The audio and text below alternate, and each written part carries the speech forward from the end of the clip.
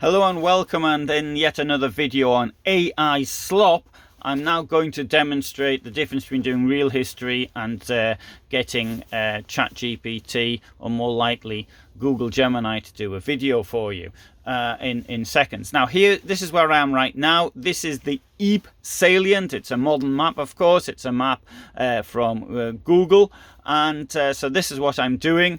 I'm here in Ieper, and the salient was roughly something like that. So, and it went all the way around.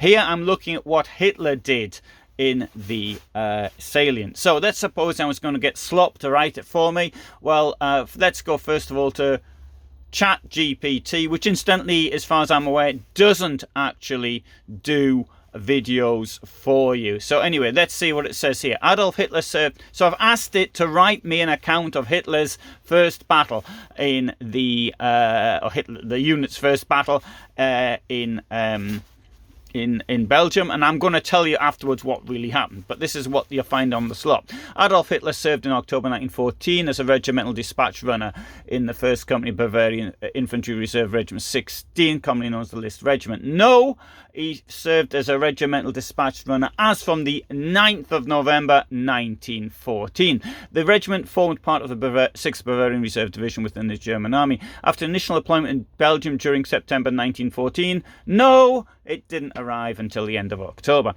The List Regiment was transferred north into Flanders as part of the German effort. Hang on just a minute. If it's in Belgium, how can it be transferred north into Flanders? If it anyway, it'd be transferred west, surely. I mean, just looking at logic.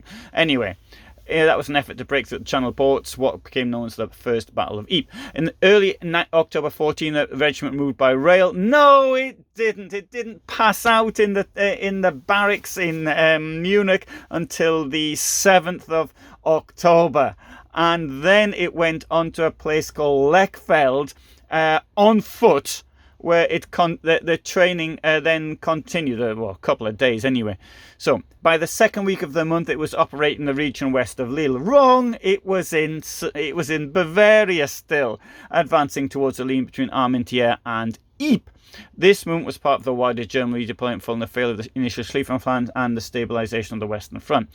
By mid-October, the List Regiment acted combat zones in Belgium, Flanders. No, it didn't. It was still in Bavaria, moving through villages and farmers already devastated by earlier fighting. The terrain consisted largely of flat, low-lying ground intersected by hedgerows. Hey, that's correct. Hey, mark this one down. I've got the whole sentence correct there.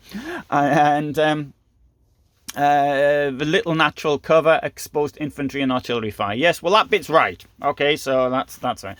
21st of October 1914, regiment took part in heavy fighting near Geluveld and Langemark. Wrong dates again.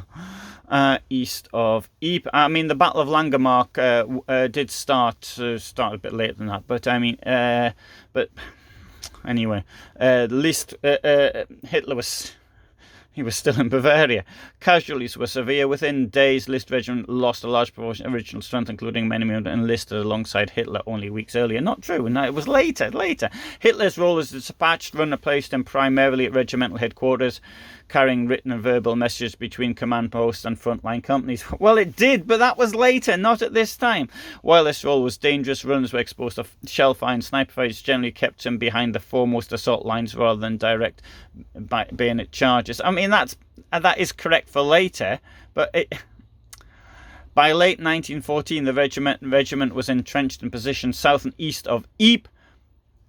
Yeah, at the end of it was, that's true. As the German advance stalled under British and French resistance, the rapid movement warfare of September had given way to static trench fighting. Makeshift trenches were deep and supply routes established and routed in constant artillery bombardment. Now, this is rather typical of the sort of nonsense that you'll get with AI, is that it'll give you lots of waffle, but it won't give you facts.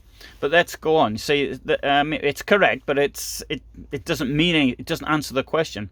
29th, 30th of October, during continued fighting at Ieper Centre, Hitler's company suffered further losses. Many of the men with whom he had trained and marched since August were killed or wounded during this period. The psychological impact of these losses on surviving soldiers was profound, and later accounts suggest that this phase of the war made a lasting impression on Hitler. Actually, that is John Keegan says that in his book. But yeah, this is when the fighting actually did take place, which Hitler was involved in. So okay, by the end of October, Hitler's unit remained in Ypres, exhausted and heavily depleted, holding defensive positions as the first Battle of Ypres continued into November. The failure of the German breakthrough attempt to mark the decisive moment in the war, signalling a return to being a planned war and warfare on the Western Front. Okay, and naturally, it can tighten this up, and precise village names and grid movements day by day, and casualty figures for the list. Yeah, I mean, okay, can do that, but we can see how incorrect this actually is. What about... Let's have a look at, what's this thing called? Gemini. This is the one which is used to do AI Slop. Let's have a look at this. So that's the same thing. October 1914, Adolf Hitler was serving as a soldier in the Bavarian Reserve Infantry Regiment 16 during World War I. A brief overview of the movements and context of his unit during that time. Outbreak of the war. Well, did I answer that? No, it's waffling. Right, movements in October 1914. Battle of the Aisne, 13th of September, 28th of October 1914. Again, it's, I would say that was waffling, but, just a minute. Hitler's regiment was involved in the Battle of the Aisne, which marks a different phase of the trench warfare. No, it wasn't. The German forces were attempting to break through French defences but faced strong resistance. No, it wasn't. Hitler was then... he didn't arrive in Belgium until the well, when did they cross the border? It could have been the 25th of October, but he certainly did get off the train, and they got off the train at Lille, which is in France, on the 27th of October. Okay, shifting front lines. Throughout October, front lines were fluid, both sides engaging in minor skirmishes and artillery. The battles carried by heavy casualty stalemate. Waffle. It's not the... Hitler's experiences. Hitler served as dispatch runner. Wrong. Tasked with delivering messages between units. This happened on the 9th of November. It didn't happen then. Right? He displayed courage under fire, which earned the Iron Cross second class later in the month. Yes, November. As the month progressed, the war settled a more static phase of entrenched positions, becoming the norm. Harsh conditions of trench warfare began to take a toll on the morale and health of the soldiers. October 1914, Hitler's unit participated in early stages of trench warfare on the Western Front, characterized by intense fighting and shifting battle lines. His role as a dispatch runner was crucial, providing insight into the realities of combat and harsh realities faced by soldiers. If you need more detailed information on a specific aspect of this period or any other questions, feel free to ask. Right, okay, I'll give you what happened now. Right, here's a map. Coming back to the map. Right, Lille is down here. Oops, sorry, didn't mean to do that. Lille is down here. Oh, okay, sorry, I've got a problem with the internet. So, you know what? Lille's down here. So they got off the train at Lille on the 27th. They spent 2 nights going into their muster positions, and we know that one night he slept in a manor, a sort of a country house park, and next night he slept in a ruined farm. So that we do know.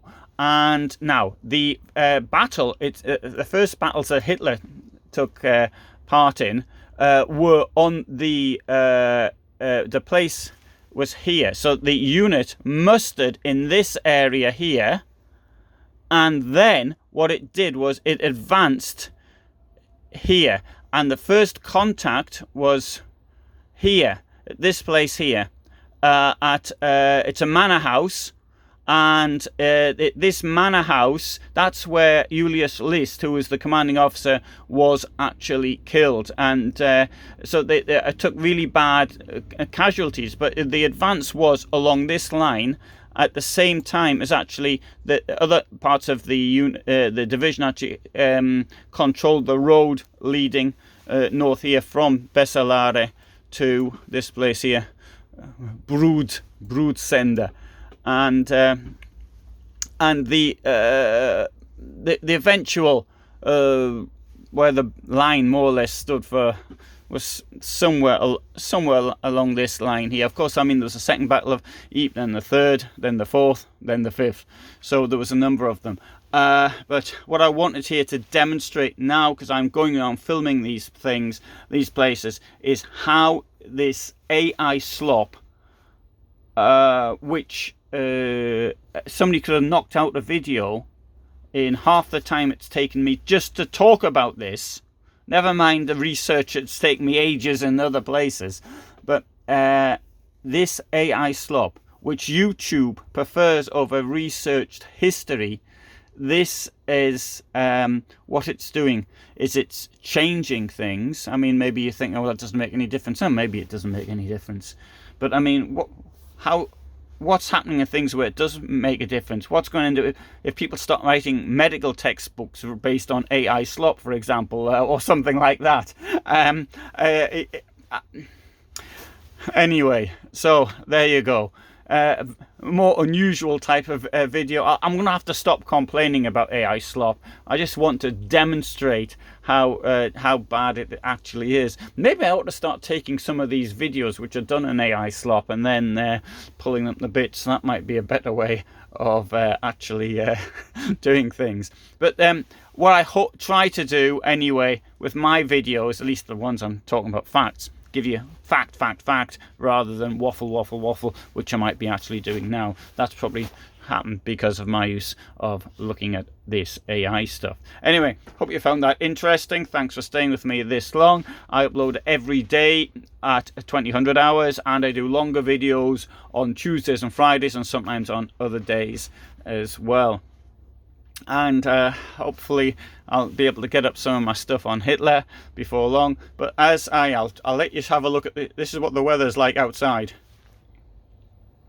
You see, it's snow all around, so I have opted today to actually stay in and do some of this, although I find it difficult to stay in anyway, so I'm going to have to go out for a walk before long.